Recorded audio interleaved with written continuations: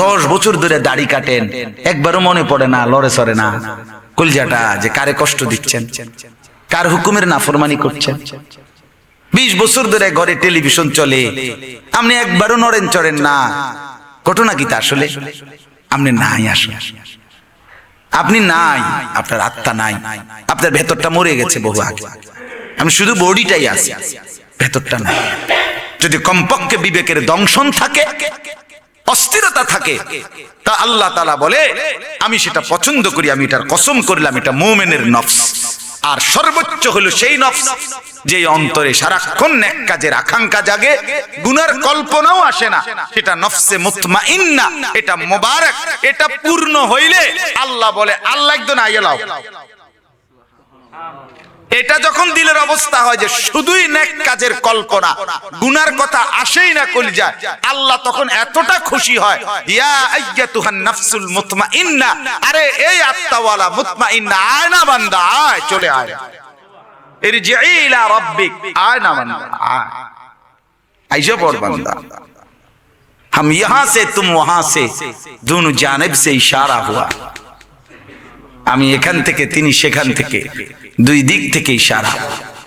আমি এখান থেকে বললাম আল্লাহ আমি আপনাকে ভালোবাসি, আর শাজিম থেকে আল্লাহ বলে বান্দা আমিও তোকে ভালোবাসি, রাদিয়াতাম মারদিয়া, আমিও ভালোবাসি তুইও ভালোবাসি, আমিও খুশি তুইও খুশি। বিসমিল্লাহির রহমানির রহিম। لا أقسم بيوم القيامة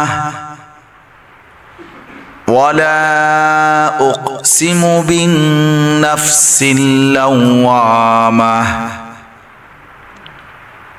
أيحسب الإنسان أن لن نجمع عظامه بلى قادرين على أن نسوي بنانه بل يريد الإنسان ليفجر أمامه يسأل أيان يوم القيامة فإذا برق البصر وخسف القمر وجمع الشمس والقمر يقول الإنسان يومئذ أين المفر كلا لا وزر إلى ربك يومئذ المستقر ينبأ الإنسان يومئذ بما قدم وأخر بل الإنسان على نفسه بصيرة ولو ألقى معاذيره صدق الله مولانا العظيم وقال النبي صلى الله عليه وسلم إن الدنيا حلوة خضرة وإن الله مستخلفكم فيها فينظر كيف تعملون فاتقوا الدنيا واتقوا النساء فإن أول فتنة بني إسرائيل كانت في النساء اللهم صل على محمد وعلى آل محمد كما صليت على إبراهيم وعلى آل إبراهيم إنك حميد مجيد اللهم بارك على محمد وعلى آل محمد كما باركت على إبراهيم وعلى آل إبراهيم إنك حميد مجيد سبحانك لا علم لنا إلا ما علمتنا إنك أنت العليم الحكيم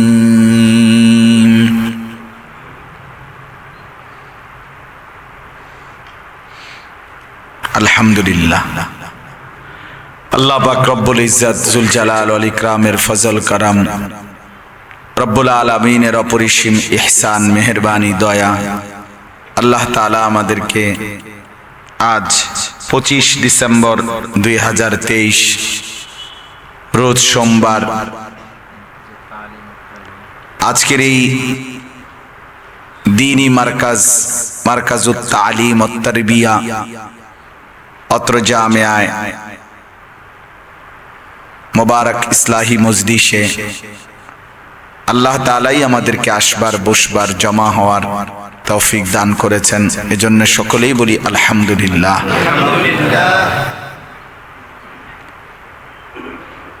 এই মাসিক ইসলাহি মজলিস ধারাবাহিকভাবে আমার পরম শ্রদ্ধেয় শায়েখ আরিফ বিল্লাহ হাকিমুন নফস আল্লামা মুফতি মুশতাকুন নবী কাসিমি হযরত দামাত বারাকাতুহুম তিনি নিয়মিত এসে থাকেন। এই মাসে হযরতের একান্ত ব্যস্ততা, যার ফলে অনেক আগেই আমাদেরকে আসতে বলেছিলেন, এই উপলক্ষেই আমাদের আসা। আলহামদুলিল্লাহ 2024 সাল আগামী বছর আবার শুরু হচ্ছে।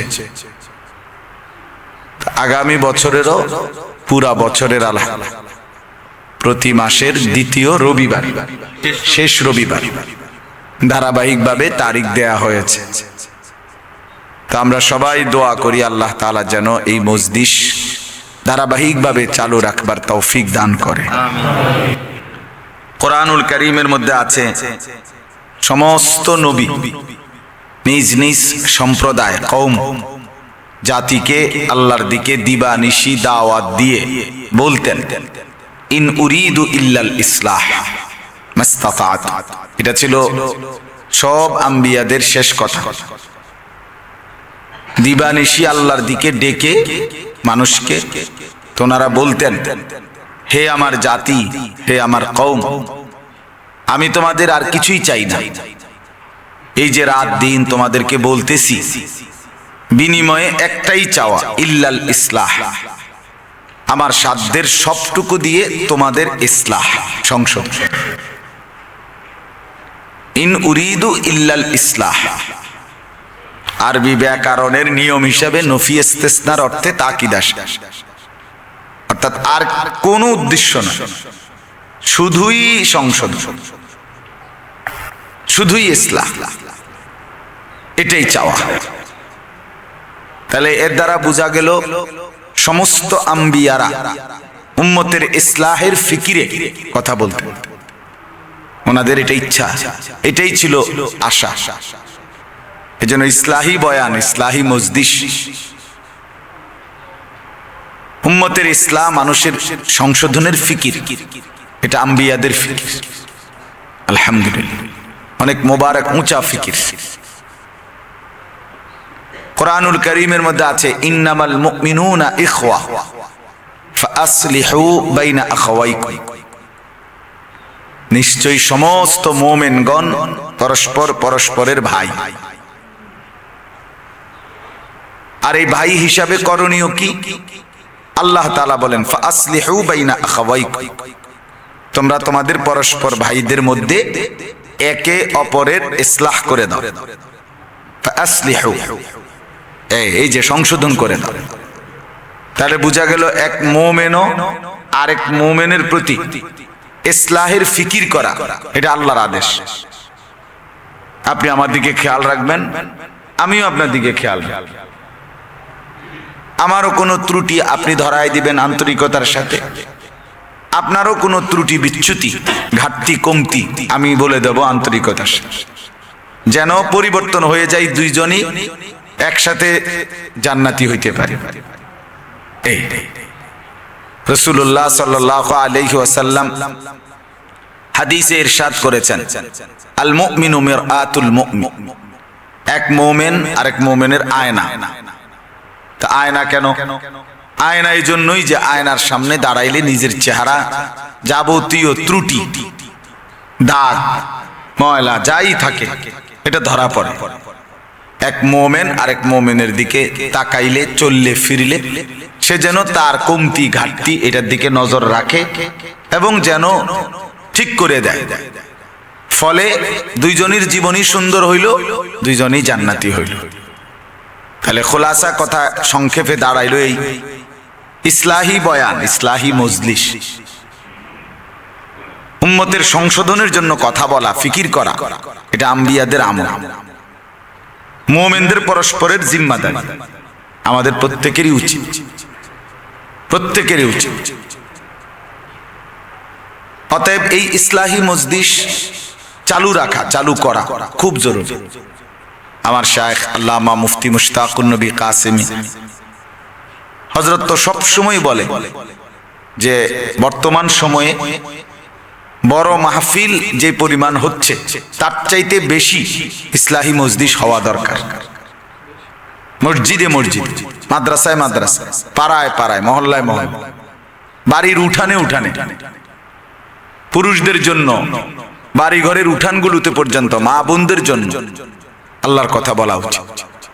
মুসলমানের মা বোনদের কানে স্বামী বেচারাও কিছু বলে না, বাবাও কিছু বলে না, যা কিছু শুনে তো টেলিভিশনের কথাই শুনে। টেলিভিশনের নাটক, সিনেমা, মোবাইলের বিভিন্ন ফালতু কথা, ছবি, এই। আর এটা নিয়ম, যে জিনিস বারবার কানে পড়ে এটা দিলে বসে। ইদা তাকাররারা তাকাররারা, তাকরার হয় তো দিলেও বসে। তো যে যেটা নিয়ে গড়ে উঠছে সেইটা সে সাজে নিজেকে। এজন্য মা বোনদের জন্য ব্যাপকভাবে পাড়ায় পাড়ায়, মহল্লায় মহল্লায় ইসলাহি মজলিস হওয়া উচিত। আমি জোহরের পরেও, আসরের আগে, আজকেও ওই যে গহিরা, ওইখানে আমাদের নুরুন নবী ভাই নিয়ে গেলেন, মা বোনদের জন্য ইসলাহি মজলিস হয়েছে। এক বাড়ির উঠানে অল্প কুদ্দুর জায়গা, মহিলারা ভিতরে বসছে, বাহিরে অল্প কিছু পুরুষ বসছে। এই এখন তো সেখানেও আল্লাহ তাআলার দয়ায় দুই চার কথা আমরা বলছি। ফিকির চাই, সংশোধনের ফিকির চাই। একজন কিংবা 10 জন, 100 জন কিংবা 1000 জন, আমার দরকার হলো বলার সুযোগ বের করা, বলতে থাকা, বলতে থাকা। সকালে হোক, দুপুরে হোক, বিকালে হোক, রাতে হোক, এটা যেন অব্যাহত ভাবে, যদি অস্থিরতা বোধ করি, এই যারা নওজোয়ান আলেম আছেন, তালেব ইলম যারা আছে, আগামী দিনে ইনশাআল্লাহ দ্বীনের জন্য আল্লাহ চাহে তো আলেম হবেন, প্রত্যেকের কলিজার ভিতরে উম্মতের ফিকির, মানুষের সংশোধনের একটা অস্থিরতা, এটা নববী সুন্নাত, এটা জরুরি, এটা লাগবেই। বক্তা হওয়া জরুরি না, পরিচিতি পাওয়া জরুরি না, জনপ্রিয়তা কোনো বিষয় না, খ্যাতি এটা কোনো বিষয় না। 1 কোটি মানুষ চিনল কিন্তু আল্লাহ তাআলা চিনল না, তো কি লাভ হলো? কেউ চিনল না, রব্বে কারীম চিনল, সবই লাভ। এই পৃথিবীতে নবীদের নাম আছে যতজন, নাম নাই তার চাইতে বেশি, মানে উল্লেখ নাই। সাহাবায়ে কেরামের নাম জানি আমরা যতজন, জানা নাই নাম এটা সংখ্যা বেশি। 1.25 লাখ সাহাবী আরাফাতের ময়দানে রাসূলুল্লাহ সাল্লাল্লাহু আলাইহি ওয়াসাল্লামের সামনে ছিলেন, ওনাদের নাম কোথায়? 1 লাখ সাহাবীর নামওয়ালা কিতাব কোনটা? বদরি সাহাবী 313 জনের নাম মিলাইতে তো জানছেন, এর চাইতে বেশি নাম একসাথে 10,000 সাহাবীর নাম কই না, কোথায়? নাই তো। অতএব এখানে মূল বিষয় পরিচিতির কিচ্ছু না। আল্লাহ তাআলার 2টা নাম আছে, আয-যাহির, আল-বাতিন। যিনি আল্লাহ, তিনি কাউকে প্রকাশকারী, প্রকাশ করে, আল-বাতিন কাউকে গোপন করে। আল্লাহ তাআলার প্রত্যেক সিফাত বান্দার উপরে এলকা হয়।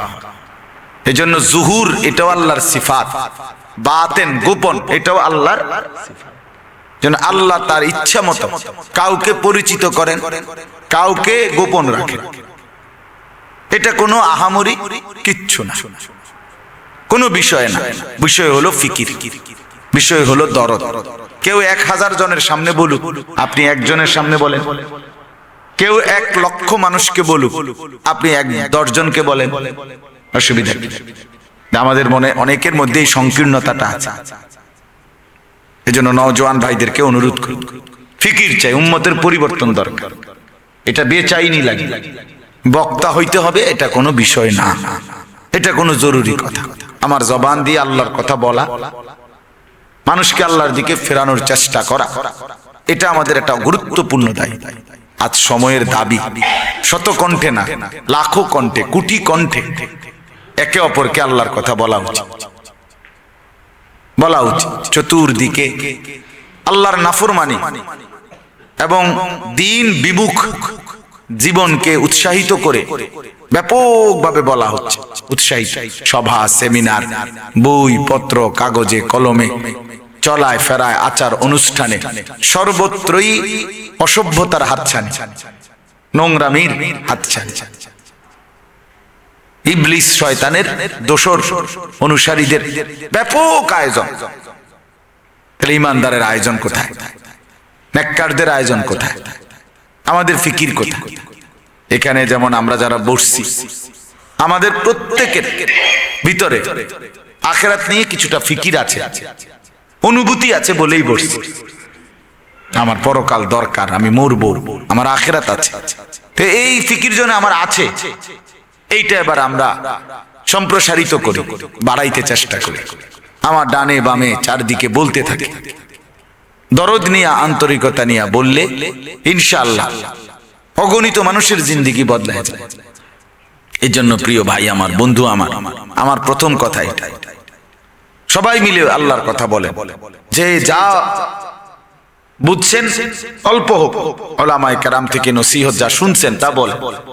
আমাদের বাংলাদেশের একজন বড় বুজুর্গ আছেন, পীরে কামেল শেখুল হাদিস আল্লামা মুফতি আবু সাঈদ দামাত বারাকাতুহুমুল আলিয়া, ঢাকা ফরিদাবাদ মাদ্রাসার প্রধান মুফতি, বাংলাদেশের শীর্ষ বুজুর্গ আলেম। হযরতের জবানে আমি শুনছি নিজে, হযরত বলেন যে বয়ান নসিহতের জন্য হয়তো ইলম লাগে, কিন্তু মুযাকারার জন্য অতিরিক্ত বিপুল পরিমাণ ইলম লাগে। মুযাকারা মানে হলো আমি শুনছি আপনার থেকে, এখন এইটাই আপনার কাছে আমি বলতে। তা মুযাকারা সবাই করতে পারে, সাধারণ মানুষও করতে পারে। মুযাকারা করেন অর্থাৎ একে অপরকে জানা কথাগুলো আলোচনা করেন। তাইলে এরপরে বলে যে না, উনি আরেকটা পাল্টা প্রশ্ন করছে, আটকায় গেছেন, অসুবিধা কি? ওলামায়ে কেরাম জমিনে ইসরাফিলের ফু পর্যন্ত থাকবে, আপনি ঘাবড়াবার কিছু নেই। ফাসআলু আহলা যিকরি ইন কুনতুম লা তা'লামুন, এটা যেহেতু আল্লাহ বলছে, অতএব আল্লাহই ব্যবস্থা রাখবেন। আমাদেরকে যেহেতু বলছে তোমরা যা জানো না তা আহলে ইলমের কাছে জেনে নাও, তাহলে এটা যেহেতু আল্লাহ বলছে তোমরা ওলামায়ে কেরামের কাছ থেকে জেনে নাও, তাহলে ওলামায়ে কেরাম পর্যাপ্ত ব্যবস্থাপনা এটা আল্লাহ তাআলা কুদরতি ভাবেই রাখবেন। সুম্মা আওরাসনাল কিতাবাল্লাযীনা ইসতাফাইনা মিন ইবাদিনা, আল্লাহ তাআলা বলেন আমার রাসূলের পরে কোরআনুল কারীমের ওয়ারিস আমি আল্লাহই আমার কোটি কোটি বান্দার মধ্য থেকে যুগে যুগে আমি নির্বাচিত করতে থাকব, মনোনীত করতে থাকব। এজন্য ইয়াস্তাফি ইস্তাফাইনা, যেই শব্দে আল্লাহ নবী বাছাই করে ওই শব্দে আল্লাহ উলামা বাছাই করে, কোরআনের হামিল বাছাই। ওইখানে ইয়াস্তাফি, আল্লাহু ইয়াস্তাফি মিনাল মালাইকাতি রুসুলান ওয়া মিনান নাস, এখানে বলছে আল্লাযীনা ইসতাফাইনা মিন ইবাদিনা, এক শব্দ হলো। আল্লাহ বলেন নবী এবং রাসূল যেমন আমি বাছাই করেছি, নবী রাসূলের ধারাবাহিকতা আমি সমাপ্ত করছি। এখন আমার পরবর্তী বান্দার হেদায়েতের জন্য আমি আল্লাহ আবার নতুন করে আবারও উলামায়ে কেরাম দিক নির্দেশনা দানকারী রাহবার আমি বাছাই করে মনোনীত করে পাঠাবো। এটা আমার জিম্মাদারি, আমি ব্যবস্থা রাখব। তুমি শুধু আসো, হেদায়েতের তালাশে আসো, আখিরাতের তালাশে আসো, পেয়েই যাবা। অনেক হুজুর অনেক কথা বলে, এই হুজুর এক কথা বলে, আমরা কোন দিকে যান? আপনি কোন দিকে যাও না, আপনি হুজুরের দিকে যাবেন। এগুলো ফালতু কথা, শয়তানের কথা। হ্যাঁ, এক এক হুজুর এক এক কথা কয়, আমরা কোন দিকে যাব না। আপনার কি দরকার সেটা পরিষ্কার বলেন। আখিরাত দরকার, আপনার হেদায়েত দরকার, আপনি জান্নাত যাওয়া দরকার, আপনি জাহান্নাম থেকে বাঁচা দরকার, এটা দরকার নেই না হুজুর করে ঠিক করেন দরকার। আপনি এটা করেন, কথা বোঝেন নাই ভাই? যেমন আপনার কি দরকার? আমরা হুজুররা যাই কই আপনি আমগরে ঠিক করবেন নাকি? তো আমরা যেটা ইচ্ছে এটা করি, আপনার সমস্যা কি? কথা বলেন, আপনার সমস্যা কি? আমি উনার লগে তর্ক করলাম মাসআলা নিয়ে, তো আপনার অসুবিধা কি? আপনি তো উনারটাও বোঝেন না, আমারটাও বোঝেন না, আপনি বুঝেন কি? আপনি কেন বলবেন এই কথা? তাহলে মূল বিষয়টা কি? মূল আমার হেদায়েত দরকার, আমার আখিরাত দরকার, আমার জাহান্নাম থেকে বাঁচা দরকার, আমার জান্নাতে যাওয়া দরকার। আল্লাহ বলে, বান্দা তুমি যদি দিল থেকে এটা ঠিক করতে পারো, আলোর রাস্তা আমি আল্লাহ নিজে আলোকিত পথ তোমাকে দেখাবো। কাকে জিজ্ঞেস করবা, কাকে বলবা, উপযুক্ত মনোনীত বান্দা আমি তোমার চোখে প্রকাশ করে দেব, আর তার কথা শুনে তুমি জান্নাত পর্যন্ত ইনশাআল্লাহ পৌঁছে যাবে। কোনো সন্দেহ, এটা কোনো বিষয় না, একদম সহজ বিষয়। এই জন্য আমি আপনাদের কাছে অনুরোধ করলাম, প্রত্যেকেই দুই কথা বললাম। এক কথা তো হইল আল্লাহর কথা বলেন, আল্লাহর কথা বলেন। আমার ভাই আজকে চারদিকে এ দুনিয়া বুঝানোর জন্য কি পরিমাণ ষড়যন্ত্রমূলক ব্যবস্থা আছে, এগুলো বলতে গেলে 2, 4, 10, 50 ঘন্টাও বলা যাবে না। কোন দিকে মানে আমরা তো এই ঘুরতে থাকি, যার ফলে এতটা অস্থির যে যেখানে যখন যাই একজনে বলে হুজুর এই মুহূর্তে এটা বেশি মারাত্মক, এটা কদ্দুর কোন, আরেকজনে হুজুর এটা একের শেষ। মানে এত মুখী সমস্যা, কি বলবো এখন, কি বলবো? আল্লাহর নবী সাল্লাল্লাহু আলাইহি ওয়াসাল্লাম বলছেন, একটা সময় আসবে এমন ঈমান রক্ষা করা কাল কাবিজ আলাল জাম, একেবারে কঠিন ব্যাপার। হাতের তালুর মধ্যে জ্বলন্ত কয়লার টুকরা অঙ্গার রাখা যেমন কষ্টকর, ঈমান বাঁচানো এমন কষ্ট। ইউসবিহুর রাজুলু মুমিনান ওয়া ইউমসি কাফিরা, সকালে মুমিন সন্ধ্যায় কাফির, সকালে সন্ধ্যায় মুমিন সকালে কাফির। কত মুখী বিষয় আছে এর ভিতর দিয়া। এত চতুর্মুখী ফিতনার ভিতরে যে কয়জন মানুষ আমরা আখিরাতের ফিকির করি, মোটামুটি বুঝি যে না পরকালটাই আসল, তে আমাদের তো চুপ থাকলে হইতো না। এমনিতেই আমরা লোক কম, আবার কমের মধ্যে যারা, তারা যদি আমরাও কথা না বলি, সবাই চেষ্টা না করি, তো একজন বক্তা, আমি আমার শায়েখ আল্লামা মুফতি মুশতাকুন নবী সাহেব বা হুজুর একদিন বলতেছিলেন, আমারও বলছে মাওলানা সারাটা বাংলাদেশ কত বড়, এক একটা সিজনে 4-5 মাসে কত লক্ষ মাহফিল হয়, বক্তা বলতে যারা ওয়াইজ কয়জন হইব, নাহলে 40 জন, নাহলে 50 জন। তো এই হাজার হাজার লাখ লাখ মাহফিল, সব মানুষ সারা দেশের বুঝি এই 20-40 জনের মিল্লাত সংশোধন করে ফেলবে যদি সবাই আন্তরিকতা না হয়। সর্বশ্রেণীর মুসলমানের বুঝমান বিবেকমানরা যদি মুখ না খোলে, জবানে না খোলে, চেষ্টা না করে, হবে কেমন? এই জন্য আমি অনুরোধ করছি, ইসলাহি মজলিস প্রত্যেকে নিজ নিজ এলাকায়, নিজ নিজ মহল্লায়, নিজেদের পাড়ায়, মসজিদে, নিজেদের বাড়ি ঘরে বিভিন্ন ভাবে স্থানীয় উলামায়ে কেরামকে দিয়ে আল্লাহর কথা বলাবার জন্য ব্যাপকভাবে চেষ্টা করবেন, বলেন ইনশাআল্লাহ। আর 2 নম্বর কথা হলো, যারা উলামায়ে কেরাম না, আপনারা অবশ্যই আন্তরিকতা নিয়ে উলামায়ে কেরামের কাছে আসেন, বসেন, শুনেন। আপনার আখিরাতের যে সামান দরকার, পরকালের মুক্তির জন্য যা দরকার, সেটা গ্রহণ করে নেন। উলামায়ে কেরাম কে কি কইছে এটা আমনে চিন্তার দরকার নেই। আপনি আপনার সমাধান, আপনার জন্য পাথেয়, এটা নেন।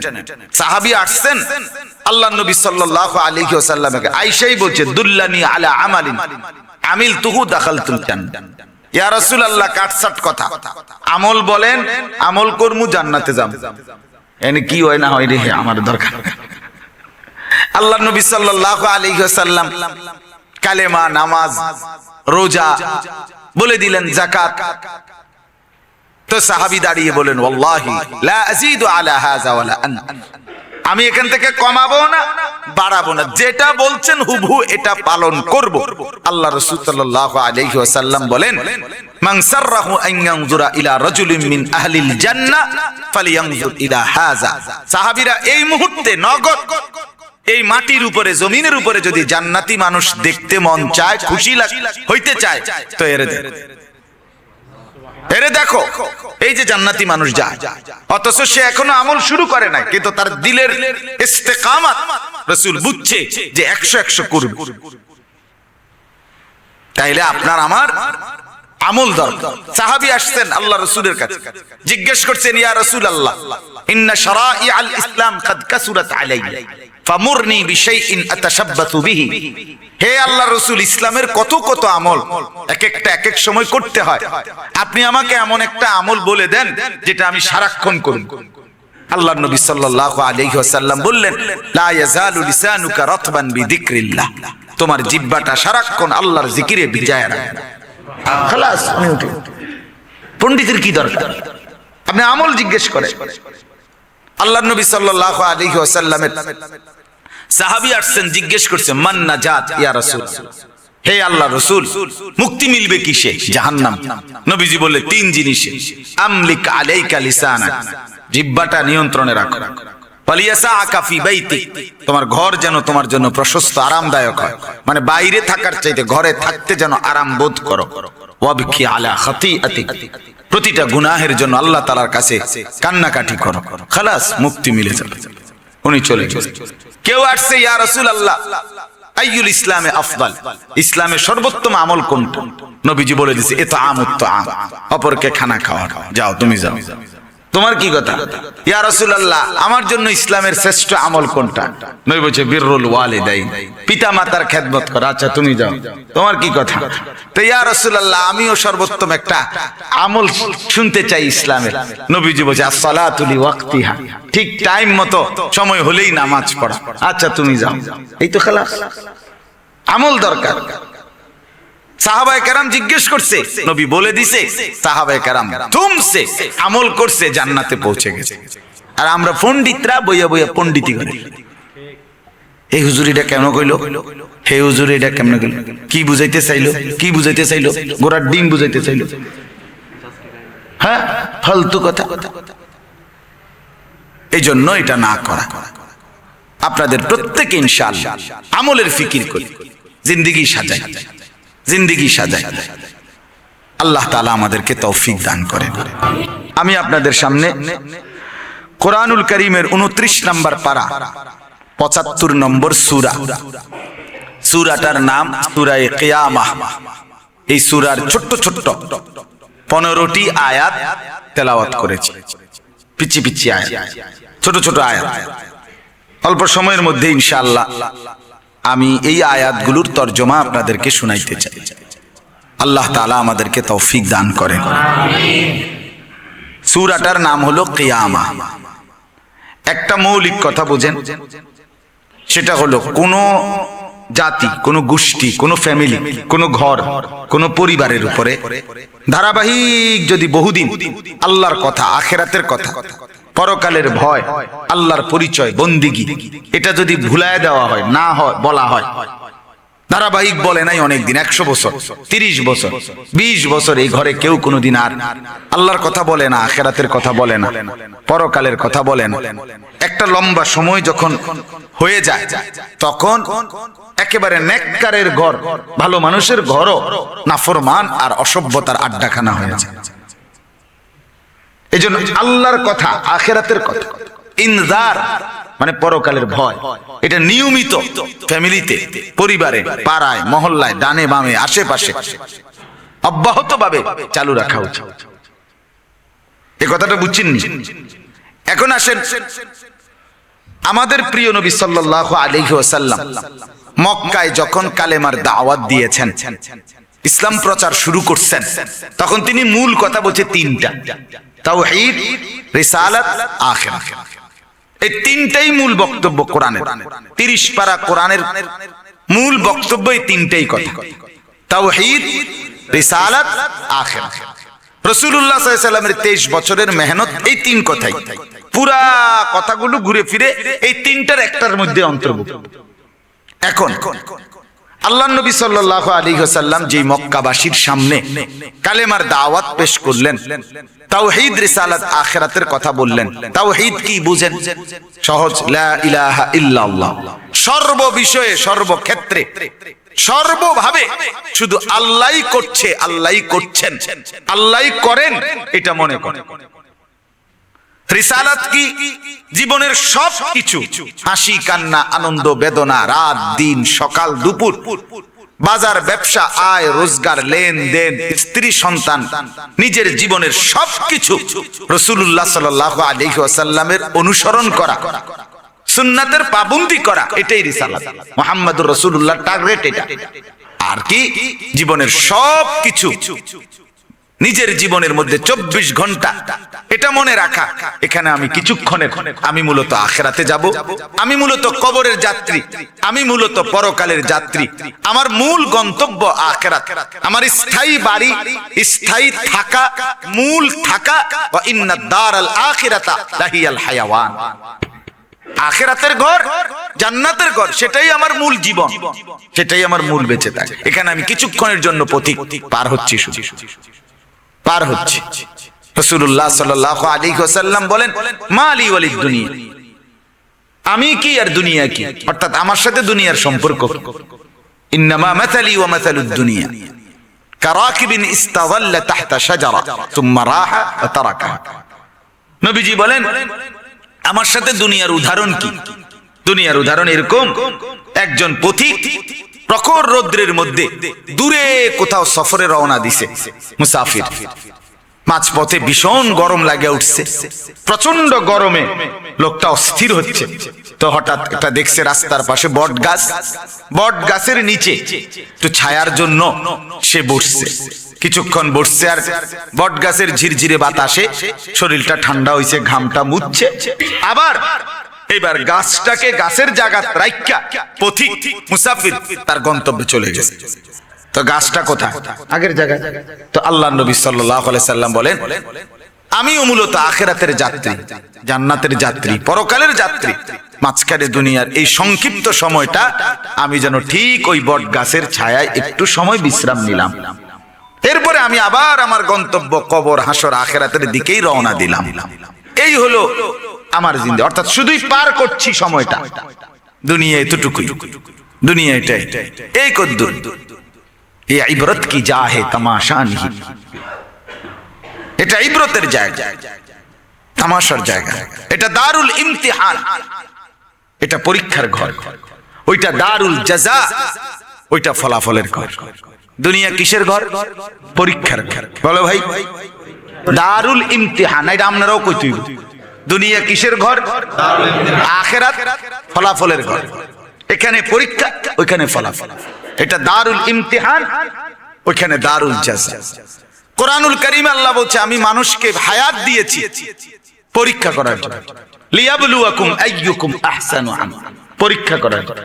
কোরআনে আল্লাহ বলছে, ইন্না জাআলনা মা আলাল আরদি যিনাতাল লাহা লিনাবলুয়াহুম আইয়ুহুম আহসানু আমালা। আমি গোটা কায়নাত সাজিয়েছি বড় যত্ন করে, কেন? পরীক্ষা করার জন্য মানুষ। কোরআনে আল্লাহ বলছে, ওয়া নাবলুকুম বিশ-শাররি ওয়াল খাইরি ফিতনা। আমি আল্লাহ আমার বান্দাদেরকে ভালো মন্দ উভয় অবস্থা দিয়ে দুনিয়াতে পরীক্ষা করব। কোরআনে আল্লাহ বলছে, ওয়ালা নাবলুওয়ান্নাকুম বিশাইইম মিনাল খাউফি ওয়াল জু' ওয়া নাকসিম মিনাল আমওয়ালি ওয়াল আনফুসি ওয়াস সামারাত। আমি অবশ্যই অবশ্যই আমার বান্দাদেরকে কিছুটা ভয় দিয়ে, কিছুটা ক্ষুধার কষ্ট দিয়ে, সম্পদ কমিয়ে দিয়ে, সন্তানাদি কমিয়ে দিয়ে, মাল উপার্জন কমিয়ে দিয়ে, ফল ফসল কমিয়ে দিয়ে অবশ্যই অবশ্যই পরীক্ষা করব, পরীক্ষা করব। আল্লাহ কোরআনে বলছে, আহাসিবান নাসু আন ইউতরাকু আন ইয়াকুলু আমান্না ওয়া হুম লা ইফতানুন। আরে মানুষ কি ভেবেছো শুধু নিজেকে বলবা মুসলমান, আমি আল্লাহ পরীক্ষা না নিয়া ছেড়ে দেব তোমারে? আরে বলো কি, ওয়ালাকাদ ফাতান্নাল্লাযীনা মিন ক্বাবলিহিম, আমি তো ইতিপূর্বে যত লোক ঈমানের দাবি করেছিল প্রত্যেককে পরীক্ষা করেছিলাম।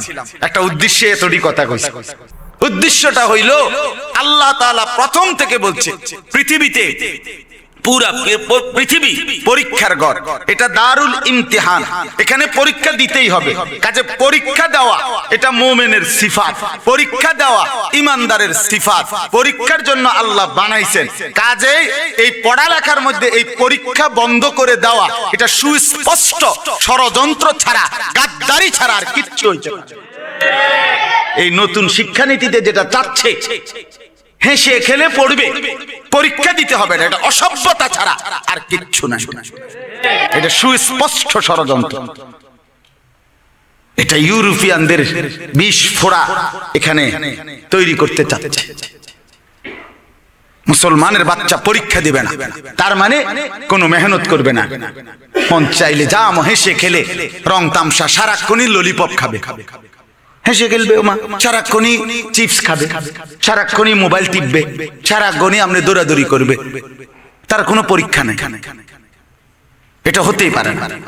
এই জন্য এটা কোনোভাবেই এই বর্তমান অভিভাবকরা যদি মেনে নেয় যে পরীক্ষা ছাড়া বাচ্চা, আগামী অল্প সময় লাগবে না, 10 বছরের ব্যবধানে মুসলমানের সন্তান মুসলমানের মা বাবা থেকে বিচ্ছিন্ন হয়ে ঘর পরিবার সর্বত্র জিনা, ব্যভিচার, অসভ্যতার নোংরামির এক আড্ডাখানা হয়েছে।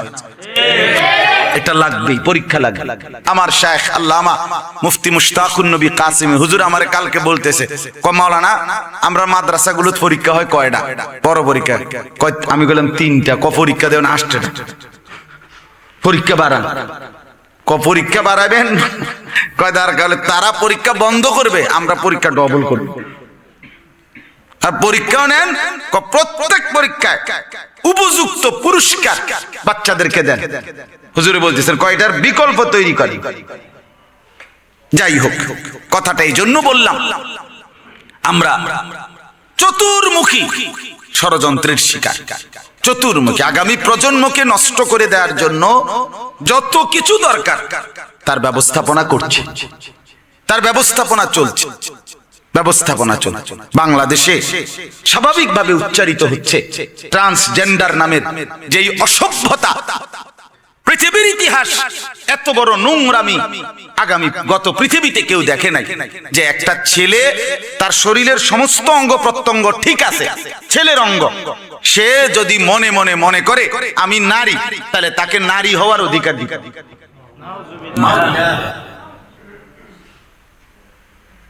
বাংলাদেশে তার অন্যতম প্রবক্তা হোচিমিন ইসলাম নামে এক লোক, সে সরাসরি ছেলে থেকে মেয়ে সার্জারি করে রূপান্তরিত হয়ে যে আমার মন বলছে আমি নারী, এই জন্য জলজ্জান্ত পুরুষ। হিজরা না, হিজরা তো তার শারীরিক সমস্যা আছে, এর কোনো শারীরিক ত্রুটি নাই, এ শারীরিকভাবে পূর্ণ পুরুষ। এর মন বলছে বলে হে মহিলা, এই জন্য হে মহিলা বানায়। এখন কোন মেয়ে যদি বলে আমার মন বলে আমি ছেলে, কিন্তু আমার অঙ্গ প্রত্যঙ্গ সব পুরুষের, তাইলে তাকে পুরুষ হওয়ার অধিকার দিতে হবে। এইটার নাম হলো ট্রান্সজেন্ডার। নতুন করে এই অসভ্যতা, নতুন করে ব্যাপকভাবে এটার আয়োজন চলছে। গত কয়েকদিন আগেও আপনার প্রধানমন্ত্রী তারুণ্যের যে সমাবেশ করছে, let's talk with Sheikh Hasina, এই একটা প্রোগ্রাম করছে, ওইখানে অসংখ্য ট্রান্সজেন্ডার ছিল। হ্যাঁ, এরা অনেক বড় অধিকার চাচ্ছে, এরা আপনার আইন চাচ্ছে।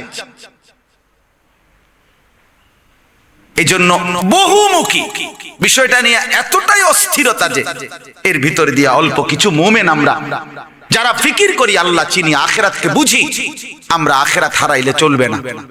আমাদের আগের চাইতো ফিকিরমন্দ হইতে হবে, ইসলামের জন্য দরদ ব্যথা, আল্লাহর দ্বীনের জন্য আন্তরিকতা আরো বাড়াইতে হবে, আরো বাড়াইতে হবে, আরো বাড়াইতে হবে। অন্ধকারের ভিতরে আলো জ্বালাইতে হবে, নাফরমানির সাগরেই আমাকে বেঁচে থাকার পথ বের করতে হবে, আগামী প্রজন্মকে বাঁচাইতে হবে। আল্লাহ আমাদেরকে তৌফিক দান করে। প্রজন্মের হাতে যখন থেকে বড় মোবাইল উঠছে, শেষ। মাদ্রাসার ছাত্রকে ঠিক রাখা পর্যন্ত কঠিন। কত মা বাপ কান্দে বাচ্চাটাকে, যতবার বাচ্চা বাড়িতে যায় আসার সময় বন্দর খোলার পরে আসার দিন তারা আনতে কষ্ট, আনতে কষ্ট। কেন? মোবাইল। এই যে গেছে বাইক গিয়া 3 দিন এক টানা মোবাইল টিপ, 3 মাসে আমরা মাদ্রাসায় বাচ্চাটারে যেভাবে চেহারা সুরতে পবিত্র একটা চেহারা সুরত ধারণ করে, 3 দিনে আমাদের এই সন্তানরা মাদ্রাসা থেকে বাড়িতে গেলে, বাড়ি থেকে ফিরে আসলে আবার এই চেহারা ঠিক করতে আবার 3 মাস লাগে। সব বদলে। চতুর্দিকে গুনাহের আয়োজন। তো আমি আপনাদেরকে বলতেছিলাম, অব্যাহত লাগাতার যদি আল্লাহর কথা, আখিরাতের ভয়, পরকালের অনুভূতি, ইনজার এটা যদি না থাকে, তাহলে একটা সময় একটা গোষ্ঠী, একটা প্রজন্ম টোটাল আখিরাত গেল, যদিও তারা নেককারদের বংশধর হয়। এটার উদাহরণ বলার জন্য বলছি, হযরত ইব্রাহিম আলাইহিস সালাম এবং ইসমাঈল আলাইহিস সালাম, এই দুইজন সম্মানিত নবীর সরাসরি বংশধর এই কুরাইশ। কথা বুঝছেন? আবু জেহেল, আবু লাহাব, উতবা, সাইবা, এই মক্কার কাফের যারা মুশরিক, নবীজি যাদেরকে কালেমার দাওয়াত দিয়েছেন, এরা সরাসরি কার বংশধর? ইব্রাহিম নবীর বংশধর, ইসমাঈলের বংশধর। এরাই তো কুরাইশ, সরাসরি নবীর বংশধর। কিন্তু দীর্ঘ সময় পর্যন্ত যখন তাদের বাবা দাদা 200 বছর, 500 বছর, 400 বছর যখন টোটালি আল্লাহর কথা বলা বন্ধ করে দিছে, আখিরাতের ফিকির বন্ধ হয়ে গেছে, পরকালের অনুভূতি শূন্য হয়ে গেছে, তখন কুফর, শিরিক, মূর্তি পূজা, অন্যায়, অশ্লীলতা, চুরি, ডাকাতি, জিনা, ব্যভিচার এইভাবে লিপ্ত হইছে। তাদের পূর্বপুরুষ ইব্রাহিম নবী, ইসমাঈল নবী, প্রত্যেক নবী আখিরাতের কথা মৃত্যু পর্যন্ত বলে গেছে। তাহলে ওনারাও বলছেন, ওনাদের বংশধর পরবর্তীতে যখন এই কথাগুলো টোটাল আলোচনা বন্ধ হয়ে গেছে, রাসূলুল্লাহ সাল্লাল্লাহু আলাইহি সাল্লাম আয়েশা যখন আবার তিনি যখন আয়েশা এই মক্কার এই কুরাইশ নবী বংশের লোকেরা এদেরকে যখন আখিরাতের কথা বলছে, কবর থেকে আবার উঠাবে, হাসরের মাঠ কায়েম হবে, এটা বলাতে তারা আসমান থেকে, আরে কি কও এই কথা, বাপ দাদা 14 গোষ্ঠী শুনলাম না, এটা কি কও তুমি? ইন্না লিল্লাহ, মুহাম্মদ এটা কি বলতেছো? কিভাবে সম্ভব? কবরে খুঁজে পাবে কই? হাড্ডি, গোশত, রক্ত, মাংস সব একাকার হয়ে যাবে, মিশে যাবে মাটির সাথে। সেখান থেকে হাসরের ময়দান কায়েম হবে, আবার দাঁড় করাবে, আমাদেরকে ফিরাইয়া আনবে, আবার বিচার করবে। এটা বুঝি কথা? একটা কথার যুক্তি থাকবে, অর্থাৎ টোটালি বিষয়টা বুঝতে, কথা বুঝেন নাই? এটা বিষয়টা তাদের কাছে রীতিমতো আশ্চর্য, অপরিচিত হয়ে গেছে। মানে দীর্ঘদিন আল্লাহর কথা যখন বলা হয় না, দীর্ঘদিন যখন আল্লাহর কথা, আখিরাতের কথা শুনে নাই, একটা পর্যায়ে এসে লিতুমদিরা কওমাম মা উনদিরা আবাউহুম ফাহুম গাফিলুন। আল্লাহ বলে, বন্ধু, এই মানুষগুলোকে আখিরাতের ভয় দেখান, জাহান্নামের ভয় দেখান। কেন জানেন? এদের বাবা দাদাকে বহুদিন যাবত মা উনদিরা, কেউ কি দেখায় নাই? আখিরাতের ভয় দেখায় নাই, জাহান্নামের ভয় দেখায় নাই। অনেক দিন হয়ে গেছে, অনেক দিন হয়ে গেছে। ফাহুম গাফিলুন, ফলে তারা একদম গাফিল হয়ে, ফলে তারা একদম গাফিল। আমি নিজ চোখে, আমি এক জেলায় মাহফিলে গেছি, এক বড় আলেমের স্মরণে মাহফিল, ওনার বিশাল মাদ্রাসা। তো ওনার 6 জন সন্তান, ছেলে, 6 জন ছেলে মধ্যে 5 জন আপনার ইউরোপ থেকে এই মাহফিল উপলক্ষে আসছে। ওনার এই বাংলাদেশ, ওনারা মাহফিল উপলক্ষে, তো 5 জন ছেলেই আমার সাথে দেখা করছে। ওই মাহফিলে আমি গেছি বয়ান করতে। 5 জন ছেলের চেহারা একেবারে মাথার চুল থেকে পায়ের নখ পর্যন্ত সম্পূর্ণ ক্লিন শেভ করা, স্যুট বুট পরা। মানে এদের বংশে কোনোদিন কেউ হুজুর ছিল, এটা যদি আপনি বিএস, সিএস, আরএস এ তো পাওয়া যাবে না, ব্রিটিশ খতিয়ান যদি অথবা তারও আগের কোন খতিয়ান যদি পাওয়া যায় কিনা নাম কারো, এটাও বোঝা যায়। মানে কথার স্টাইল, বসার স্টাইল, হাত মিলানোর স্টাইল, উচ্চারণের স্টাইল, চেহারার স্টাইলে বুঝাই যায় না এদেরই বাপ এই অঞ্চলের শ্রেষ্ঠ আলেম ছিলেন। আমি নিজ চোখে দেখছি।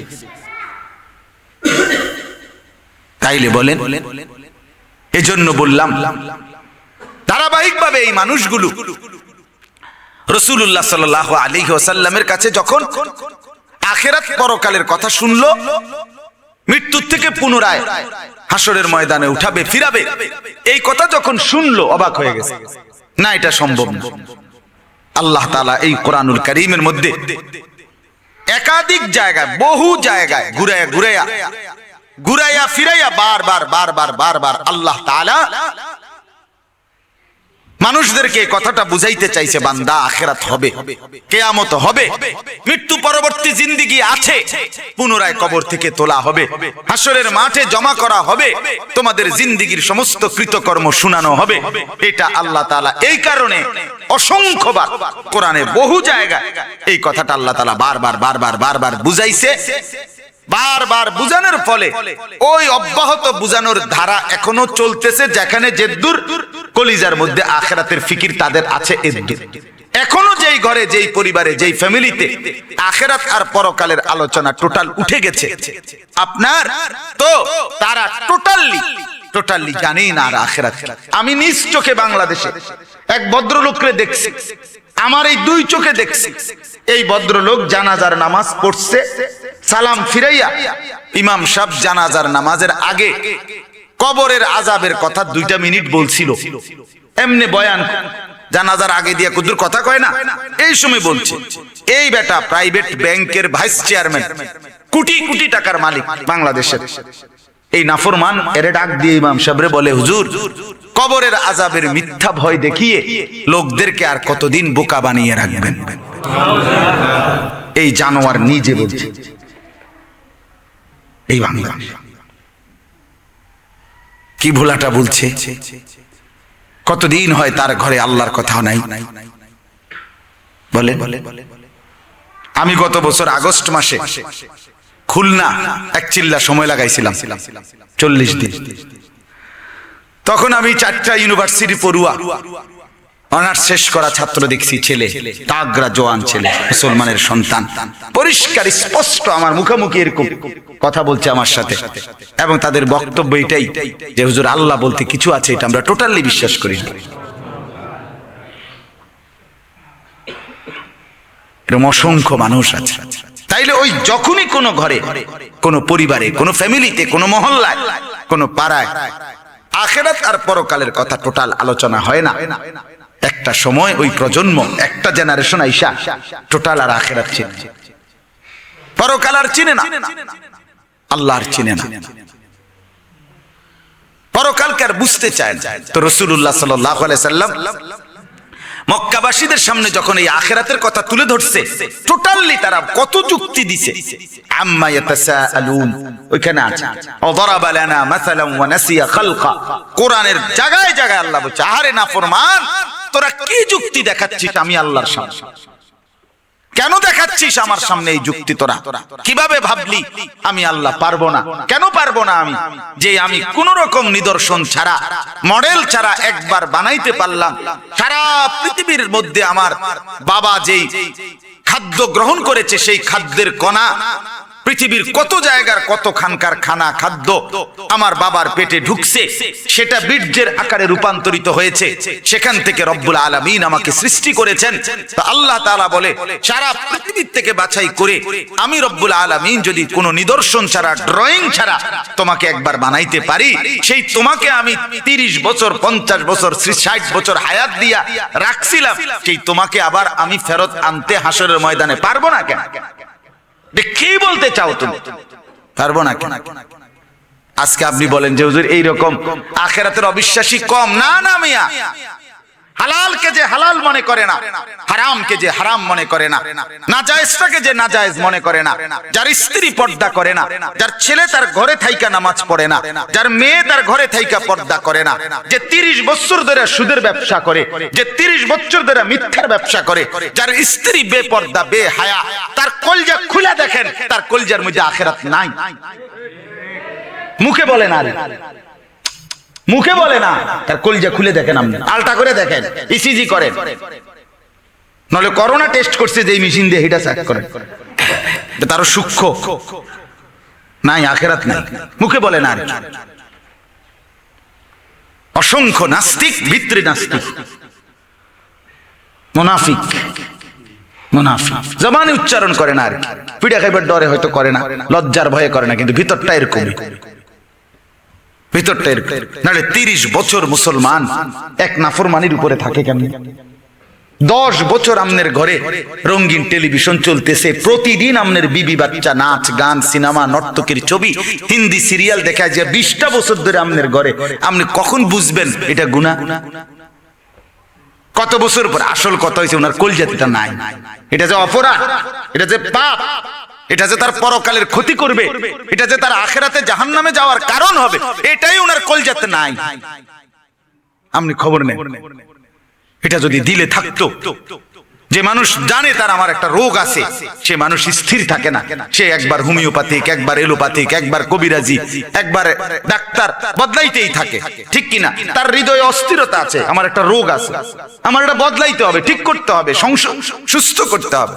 কিন্তু এটা যে অপরাধ, সে তো এটা বোঝে না, টোটালি ভুলে গেছে। 365 দিন আমি প্রত্যেক দিন বলি এ কথা, খোদার 365 দিনে একদিনও মুসলমানের যেই ছেলেটা একদিন বছরে ফজরের নামাজ পড়লো না, এ মানুষের বাচ্চা কেমনে হয়? এর বাপ কেডা? এর মা কে? এ মুসলমানের ঘরে কেমনে ঘুমায়? এই বাপ মার ঘরে কেমনে ঘুমায়? যে মেয়েটা 16 বছরের 18 বছরে একদিনও পর্দা করে না, বেপর্দা বেহায়ার মতো বাজারে হাঁটে, রাস্তায় হাঁটে, প্রতিষ্ঠানে যায়, ওর বাপ কই, মা কই? মূলত এদের কলজার মধ্যে আখিরাত না, এদের কলজার মধ্যে উদা ভাত তরকারি, ফাঙ্গাস, তেলাপি, হ্যাঁ দৈন্যতা, কাঁচামরিচ, ফুলকপি, ফাতাকপি, খানা খানা, কলজার ভিতরে শুধু বাপ, দুনিয়া দুনিয়া, রাক্ষস শুধু দুনিয়া ভোগ করে, আখিরাত বলতে কিছু। নাহলে আমার মেয়ের এই হালাত, আমি সুস্থ, আমি স্থির থাকি কেমনে? আমার ছেলে এক ওয়াক্ত নামাজ পড়ে না, এই বাপ কেমনে খায়, কেমনে ঘুমায়, এই বাবার রাত কাটে কেমনে? আমার বড় ভাই একবার 1.5 মাস সমবয়সী বন্ধুদের সাথে ইন্ডিয়া চলে গেছিল, বর্ডার দিয়া আইটা দুষ্টামি করে পড়ালেখা বন্ধ করে দিছিল মাদ্রাসায়। আমার মা বলছে, আমার বড় ভাই উনি, মা বলছে, ফুত আমি ওই 1.5 মাস টানা সারা রাত সেজদায় পড়ে আল্লাহর কাছে কাঁদছি। আমি মাওলার কাছে দোয়া করছি যে মালিক, আমার প্রথম সন্তান যদি নষ্ট হয়ে যায়, আমার পরবর্তী জেনারেশন সব শেষ হয়ে যাবে। মা বলছে, আমি 1.5 মাস পরে আমার ফুত নিজেই আইসা বলছে, মা আমি দূরে, বাড়ির থেকে দূরে একটা মাদ্রাসায় পড়বো, আমারে দিয়াই। কয়ের পরে দিয়ে আসছি নোয়াখালী লক্ষ্মীপুর টুমচর মাদ্রাসায়। এই আমার শায়েখ আল্লামা মুফতি মুশতাকুর নবী কাসিমি হুজুরের বাড়ি, যেটা ওইখানেই ওনার বাড়ি, ওই মাদ্রাসা। এরপরে ভাইয়া 9 বছর একটানা ওইখানে থাইকা পড়ালেখা শেষ। মায়ের অস্থিরতা থাকা চাই, বাবার অস্থিরতা থাকা চাই, অভিভাবকের অস্থিরতা থাকা চাই। স্থিরতা না থাকলে হবে কেন? ইমামে বুখারী রাহমাতুল্লাহি আলাইহি, জগৎ বিখ্যাত মুহাদ্দিস, আমাদের সবার কাছে পরিচিত নাকি? তিনি 7-8 বছর বয়সে অন্ধ হয়ে গেছিলেন, হঠাৎ অন্ধ হয়ে গেছে, চোখে দেখে না। ওনার মা একটানা কাঁদতে থাকে, অনবরত সারা রাত চোখের পানি ফেলে কাঁদছে আর বলছে, মাওলা আমার স্বামী নাই। ইমাম বুখারীর বাবা ছোট্টবেলাতে জন্মের সময় ইন্তেকাল করছে, আমার স্বামী নাই, আমার স্বামীর পবিত্র আমানত এই একটাই সন্তান আমার, তো এই আমানত আল্লাহ, আমার সন্তান যদি চোখেই না দেখে তো কোরআন পড়বে কেমনে, হাদিস শিখবে কেমনে, আলেম হবে কেমনে? আপনি আমার সন্তানের চোখের আলো ফিরায় দেন। ঠিকই 2 মাস 2.5 মাস পরে আল্লাহ তাআলার দয়ায় হযরত ইব্রাহিম আলাইহিস সালামের মতো নবী ইমাম বুখারীর মাকে স্বপ্নে দেখাইয়া বলছে, মা তোর চোখের পানির বরকতে রব্বুল আলামিন তোর সন্তানের চোখের আলো ফিরায় দিচ্ছে। ভোরবেলা আছে না ইমাম বুখারী রাহমাতুল্লাহি আলাইহি সকালবেলা ঘুম থেকে জেগে বলতেছে, মা আমি তো সব দেখি, আমি তো আগের চাইতে বেশি দেখি, মা আগের চাইতে আমার আলো চোখের পাওয়ার বেড়ে গেছে। মা মায়ের দোয়ার বরকত। এই জন্য বাপ আমার, ভাই আমার, বন্ধু আমার, কোন ঘরে কোন ফ্যামিলিতে স্ত্রীর কাছে, ছেলে মেয়ের কাছে নিজের ও ভাই এই ছবি উঠায় না, এতক্ষণ পরে আইয়ানে ছবি উঠাইতে আইছে বেটা, আরো আগে আইলে না কেন? জি, তো এরপরে এই রেকর্ডিং এটার এমনি শুধু ছবি উঠানো এক কথা না, এটা লইয়ে বহুত টেনশনে আছে। এটা 100 হালাল হয়ে যায় নাই, কথা বলেন না। সর্বসম্মতিক্রমে আমাদের শীর্ষ বুজুর্গ ওলামায়ে কেরাম সর্বসম্মতিক্রমে এই ভিডিও বয়ান রেকর্ড করা এটা হালাল ঘোষণা দেয় নাই। এখনো মাশকুক, এখনো 50-50 হয়েছে না, এমনি ফিডার বয়ে আছে। আবার আলগা ছবি উঠাইলে এটা কেমনে মানে নেওয়া যায়? জি বাপ, তো বলতেছিলাম আমরা প্রত্যেকেই এই ফিকিরটা, আমার লম্বা কথাটা বোঝানোর উদ্দেশ্য হলো এই আপনারা যারা আছেন প্রত্যেকেই নিজের স্ত্রী, সন্তান, পরিবার, ভাই বোন প্রত্যেককে আখিরাত এবং পরকালের কথা মনে করাবেন, বলেন ইনশাআল্লাহ। তো এখানে এই জন্য বললাম যে আল্লাহ তাআলা কত ভাবে জবাব দিছে মক্কাবাসীর সামনে, যে হায় রে তোমরা কি বলতেছো, আমি পারতাম না কেন। মানে তারা বারবার বলতো, মুহাম্মদ তুমি বুঝতেছো না, মোহাম্মদ কবর থেকে উড়াইবো কেমনে, মাটি পাইবো, হাড্ডি পাইবো কই, গোশত পাইবো কই, শরীর পাইবো কই? এগুলো তো হাড্ডি মিশা মাটির সাথে, কোথাকার মাটি, হ্যাঁ বেকু দিয়া কোনখানে হালাই দিছে, কোনখানের মাটি কোনখানে নিয়ে গেছে, কই পাইবা এগুলা? শুধু শুধু তুমি বলতেছো, এই কথাগুলো বারবার বলতো। আল্লাহ তাআলা বহু ভাবে কোরআনুল কারীমে আখিরাত যে হবে, হাসরের মাঠ যে কায়েম হবে, আমাদেরকে যে পুনরায় ফিরাবে, কবরের থেকে উঠাবে, এই কথাইটা আল্লাহ তাআলা বহু ভাবে কোরআনুল কারীমের মধ্যে বুঝাইছেন। তন্মধ্যে এটা একটা জায়গা, যত জায়গায় বুঝাইছেন এর মধ্যে এটা একটা উল্লেখযোগ্য জায়গা। এবারে এর তরজমাটা শুনেন, তাইলে আমার কথা শেষ। বিসমিল্লাহির রহমানির রহিম। লা উকসিমু বিয়াউমিল কিয়ামা। আল্লাহ বলেন আমি কসম করছি, মজবুত কসম করছি কিয়ামত দিবসে। আমি যেটা কসম করছি সেটা নিশ্চিত হবেই, এজন্যই কসম করছি। ওয়ালা উকসিমু বিন-নাফসিল লাওয়ামা। আল্লাহ বলেন আমি আরো কসম করছি, আমার বান্দা ওই আত্মার, তোমাদের ভেতরের যেই আত্মা গুনাহের কাজে তোমাদেরকে তিরস্কার করে, নেক কাজে উৎসাহিত করে, এমন আত্মা যার দিলে আছে, এমন এতটুকু আত্মাও যদি কারো আছে, তা আমি সেই আত্মার কসম করছি, ওই আত্মাও আমার কাছে প্রিয়, আর আমি প্রিয় জিনিসের কসমই করে থাকি। কোন মানুষের অন্তর যদি ভেতরের আত্মাটা, নফস, তিনটা বিষয়। এক নাম্বার হলো নফসের প্রথম চাহিদা, মানব আত্মার প্রথম চাহিদা নাফরমানি, আল্লাহর অবাধ্য। প্রত্যেক মানুষের দিল ভিতরের চাহিদা প্রথম চায় আল্লাহর নাফরমানি, অবাধ্যতা, গাফলতি, খামখেয়ালি। 40 বছর যার ফজরের জামাত ছুটে নাই, মনে করেন কোনদিন 41 বছরের সময়ও নফস তারে বলে আচ্ছা উঠি সারি, তুই তো যা আছে সব সময়, আরো প্রায় 17 মিনিট আছে, আরে ওইসে যাই ভাইবা, মানে এ আজকেও চেষ্টা করে 3 মিনিট নি কমাই, 2 মিনিট নি কমাইতে পারি, তার নি প্রথম রাকাতটা নি মিস করাইতে পারি। এই নফস সারাক্ষণ প্রথম গুনাহের দিকে লা আম্মারাতুম বিসসু টানে। এরপরে এটা হলো একেবারে নিম্ন স্তর। আর মুমিনের কমপক্ষে ইমানদারের কাছে আল্লাহর চাওয়া হলো নফসের এই অবস্থা যে যখনই আমার দ্বারা কোনো গুনাহ হয়ে যায়, আমার ভিতরের আত্মা কেঁপে ওঠে, আমার অন্তরাত্মা বলে আহা কি করলাম, আহা কি করলাম, কেন মিথ্যাটা বললাম, কেন চুরি করলাম, কেন জিনা করলাম, কেন লোকটাকে গালি দিলাম, কেন অপরের উপরে জুলুম করলাম, আহা কেন হারাম খাইলাম। এটা যদি বিবেকের দংশন, হৃদয়ের নড়াচড়া, অস্থিরতা, বেচাইনি এদুরও যদি কারো মধ্যে থাকে, মুফাসসিরিনে কেরাম বলে এটাকে মুমিনের নফস বলে, ওই ব্যক্তির তওবা নসিব হবে, আল্লাহ মাফ করে দিবে। এর থেকে নিচে নামতে নাই, এর থেকে নিচে বিবেকের দংশনও হয় না। ইজা সাররাতকা হাসানাতুকা ওয়া সাআতকা সাইয়্যাতুকা ফাআনতা মুমিন। নবী বলছে নেক কাজ করলে যদি ভালো লাগে, গুনাহ করলে যদি কষ্ট লাগে, এদুরও যদি দিলের অবস্থা হয়, তাইলে তুমি মুমিন। এইজন্য নফসে লাওয়ামাকে নফসে মুমিনাও বলে, তাফসীরে আছে। অর্থাৎ এটা মুমিনের নফস। আল্লাহ বলে সেই নফসের আমি কসম করলাম। আল্লাহ যেন আমাকে আপনাকে এদুর আত্মা দান করে ভিতরের ভিতরে, যে আমি অপরাধ করলে যেন নড়ে চড়ে ওঠে, আহা কি করলাম, আহা কি করলাম। এদুর যদি না আসে ভাইয়া, আমনে নাই, আমনে নাই, দা বাতে খান, আপনি আসলে নাই। আমি হ্যাঁ, আমি এই জন্য 10 বছর ধরে দাড়ি কাটেন, একবারও মনে পড়ে না, লড়ে সরে না কলজাটা যে কারে কষ্ট দিচ্ছেন, কার হুকুমের নাফরমানি করছেন। 20 বছর ধরে ঘরে টেলিভিশন চলে, আপনি একবারও নড়েন চড়েন না। ঘটনা কি তা আসলে? আপনি নাই, আসলে আপনি নাই, আপনার আত্মা নাই, আপনার ভেতরটা মরে গেছে বহু আগে। আমি শুধু বডিটাই আছে, ভেতরটা নাই। যদি কমপক্ষে বিবেকের দংশন থাকে, অস্থিরতা থাকে, তা আল্লাহ তাআলা বলে আমি সেটা পছন্দ করি, আমি এটার কসম করলাম এটা মুমিনের নফস। আর সর্বোচ্চ হলো সেই নফস যে অন্তরে সারাক্ষণ নেক কাজের আকাঙ্ক্ষা জাগে, গুনার কল্পনাও আসে না, সেটা নফসে মুতমাইন্না, এটা মোবারক।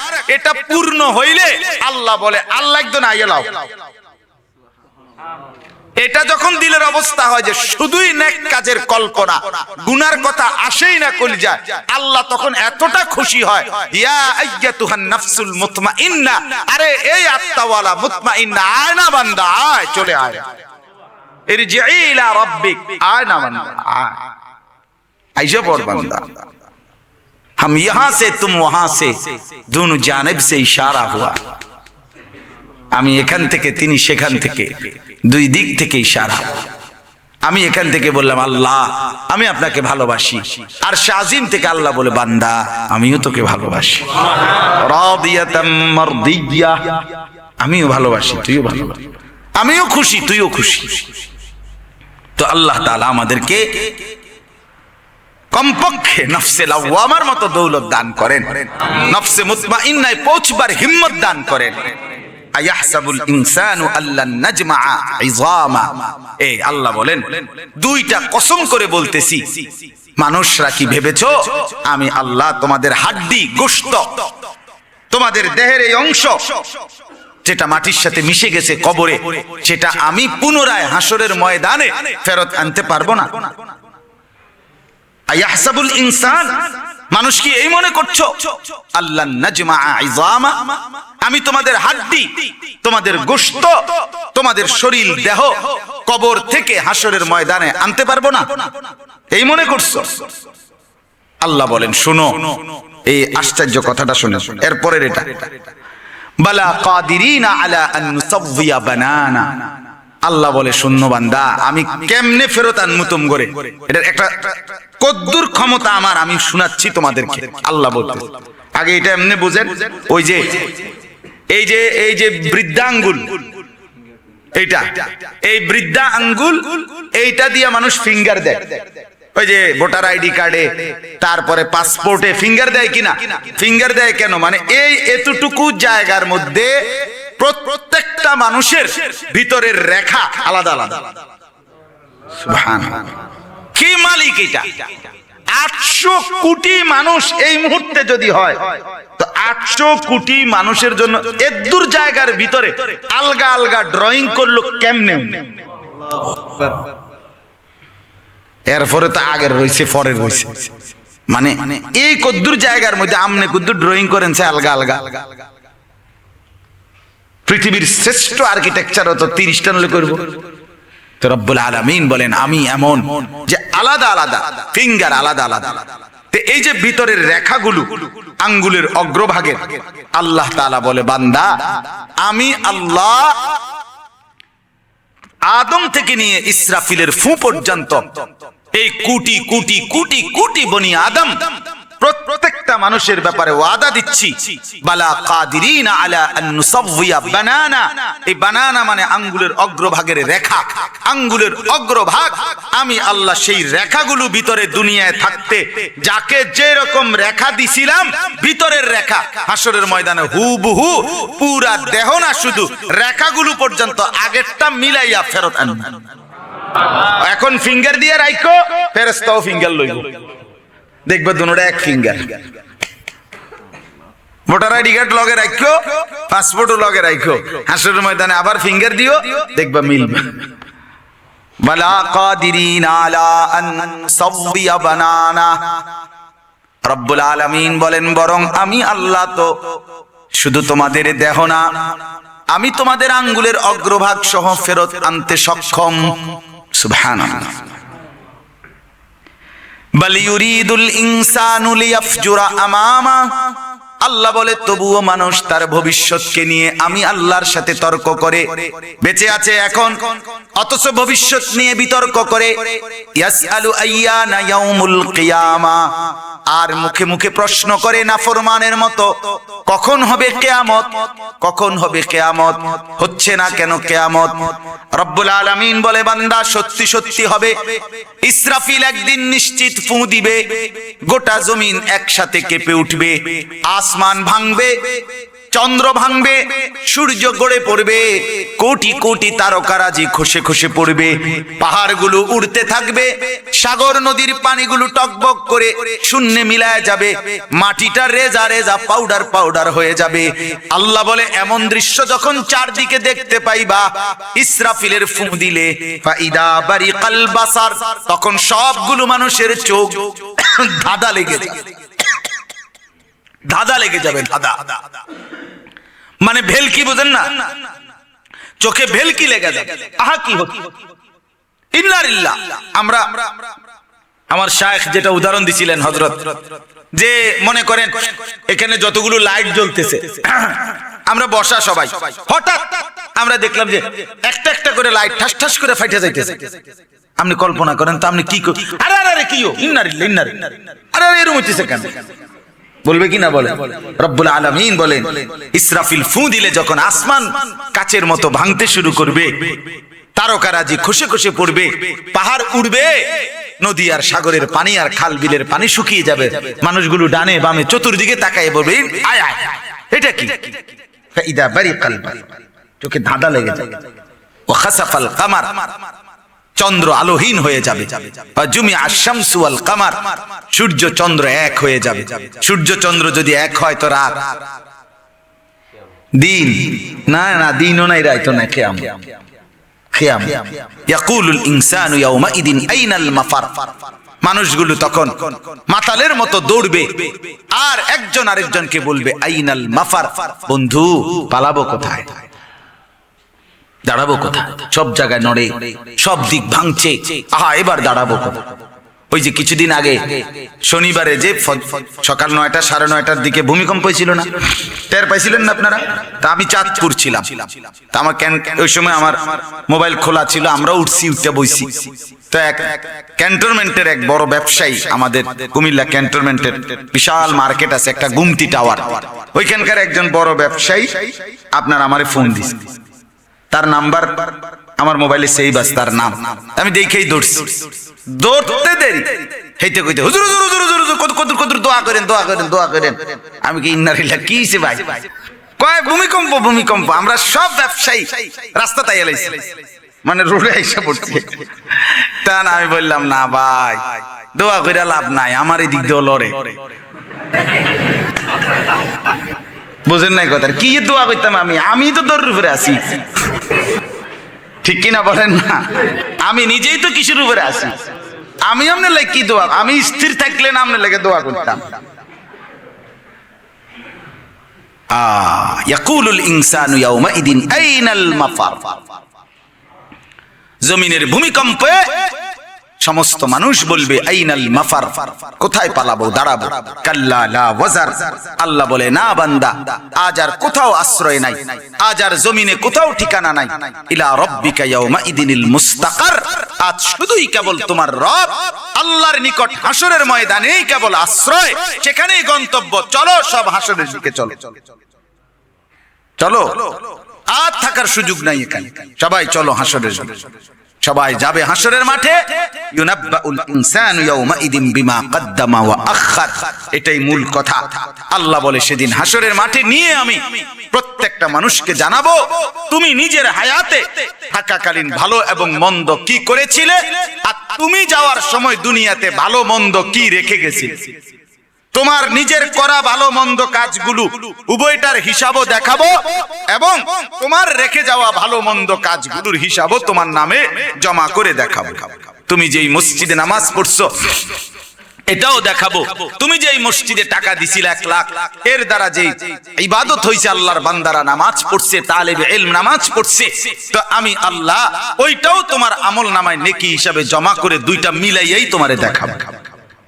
আবার তুমি যে ঘরের টেলিভিশন দেখছো সেই গুনাহ, আর তুমি যে রঙিন টেলিভিশন রাইখা গেছো বিবি বাচ্চার জন্য সুদের টাকা, হারামের টাকা, এরপরে টেলিভিশন, নাটক, সিনেমার ব্যবস্থা, আল্লাহর কসম আল্লাহ বলে বান্দা ওদের কৃত গুনাহগুলো আমি তোমার নামে জমা করে তোমার একসাথে হিসাব করে দেখাবো।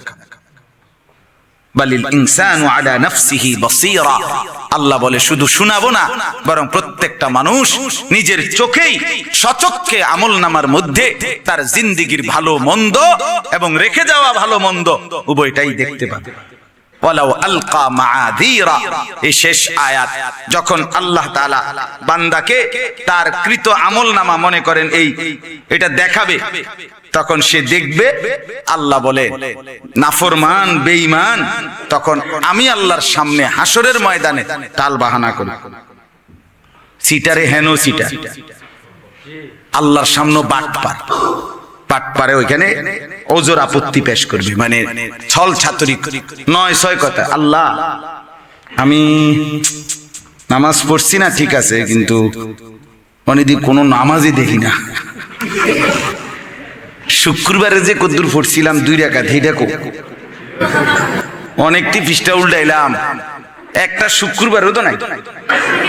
আল্লাহ বলবেন ফেরেশতা কি ব্যাপার, ওনার শুক্রবারে কি হইছে কও?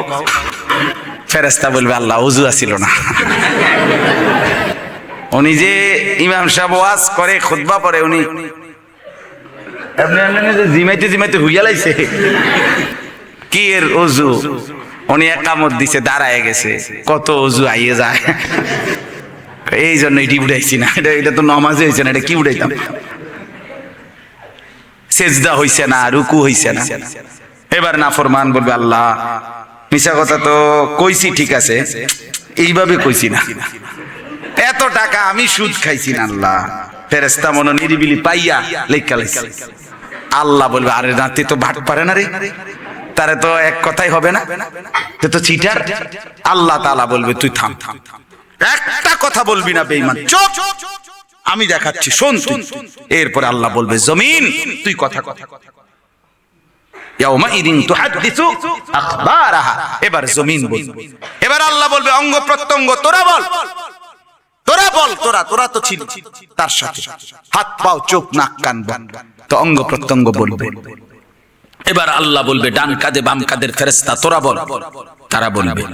এবার আল্লাহ বলবে তিনটা তো দেখলা নাফরমান, জমিন বলল, অঙ্গ প্রত্যঙ্গ বলল, ডান কাঁধে বাম কাঁধের ফেরেশতা বলল, এইবার আমলনামা দেখাইলাম, কয়টা হলো? 4টা। এবার আমি আল্লাহ, আমি তো স্বয়ং দেখছিলাম, আমি বলছি শোন। আল্লাহ দেখছে না? কথা বলেন না কেন? আল্লাহ দেখছে না? রাত 2টা, দিনের 2টা আল্লাহর কাছে বরাবর। বন্ধু আমার, বাপ আমার, ভাই আমার, আমি, আমাকে, আপনাকে, আমরা সবাই মিলে এই কথা বোঝা দরকার। আল্লাহ থেকে আমরা আড়াল হওয়ার সুযোগ নেই। রাতের 2টা বাজে, মা ঘুমায় গেছে, বাবা ঘুমায় গেছে, লেফ আর কম্বলের নিচে যুবক উলঙ্গ ছবি দেখছে, নর্তকীর নাচ দেখছে। রব্বে করিম ডাক দিয়ে আরশ আজিম থেকে বলে আনিস আমি জেগে আছি, আমি ঘুমাই নাই, আমি ঘুমাই নাই। লা তাখুযুহু সিনাতুন ওয়ালা নাওম, আমার তন্দ্রাও নাই, আমার ঘুমও নাই।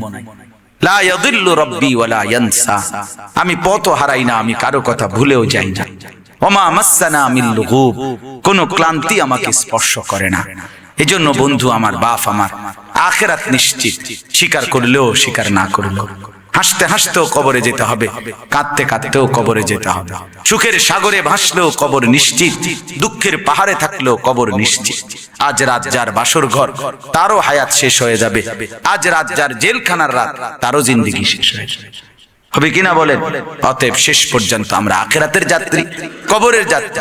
অতএব আমাদের জিন্দেগি, আমাদের উঠা বসা, আমাদের স্ত্রী সন্তান সংসার, আমাদের আয় উপার্জন, আমাদের রুজি রোজগার, আমাদের জীবন চলা, এটা যেন আখিরাতকে সামনে রেখে হয়।